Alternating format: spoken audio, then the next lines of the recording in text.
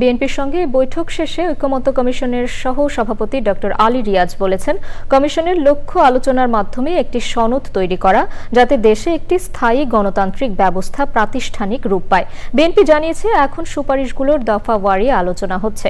ঐকমত্যের ভিত্তিতে যা যৌক্তিক তাই করা হবে, প্রয়োজনে আরও আলোচনা হবে বলেও জানান বিএনপির নেতারা। রাহুল রায়ের রিপোর্ট। বান্ডেল থাকলে প্রতি সেনমানিতে টাকা বাঁচবে। বিকাশ সেনমানি বান্ডেল কিনে জিতুন প্রতি লেনদেনে।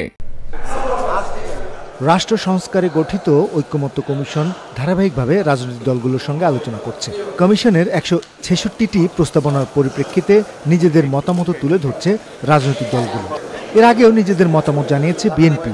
তবে জাতীয় সংসদ ভবনের এলডি হলে বৃহস্পতিবার আরেক দফা সংস্কার নিয়ে আলোচনায় বসে দলটি। বৈঠকের আগে আলোচনা নিয়ে আসার কথা বলেন উভয় পক্ষই।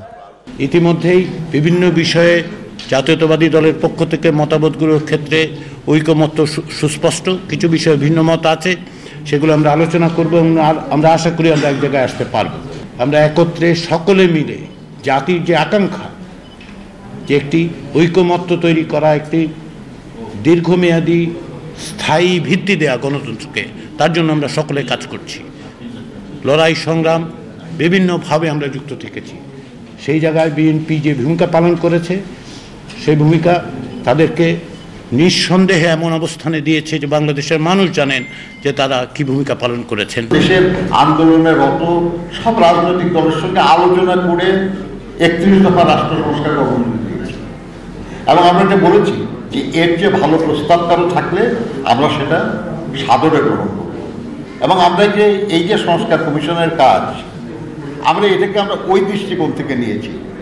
পরে বৈঠক নিয়ে বিএনপির পক্ষ থেকে বিস্তারিত জানানো হয়। স্প্রেডশিটে সংক্ষিপ্ত হ্যাঁ না জবাব দেওয়ার জন্য যে কাগজগুলো আমাদের দেয়া হয়েছিল, তাতে করে অনেকটা বিভ্রান্তি সৃষ্টি হয়েছে, মিসলিড করা হয়েছে।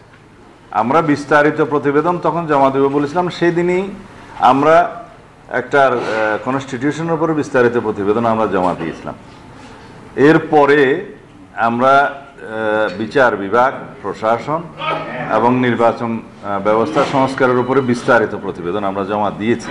আমাদের দফাওয়ারি আলোচনা চলছে। আমরা সংবিধানের প্রস্তাবনা থেকে শুরু করে প্রজাতন্ত্র এবং রাষ্ট্রের মূলনীতি, তারপরে ফান্ডামেন্টাল রাইটস থেকে শুরু করে বাকিগুলো আমরা দফায় দফায় আলোচনা করব। প্রয়োজনে আজকে যদি সমাপ্ত না হয় আরও আলোচনা হবে।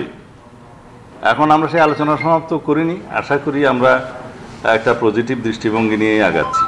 সালাউদ্দিন আহমেদ বলেন, আলোচনার মাধ্যমে একটি যৌক্তিক জায়গায় পৌঁছাতে সব ধরনের সহযোগিতা করবে বিএনপি। Rahul Roy, channel I, Dhaka.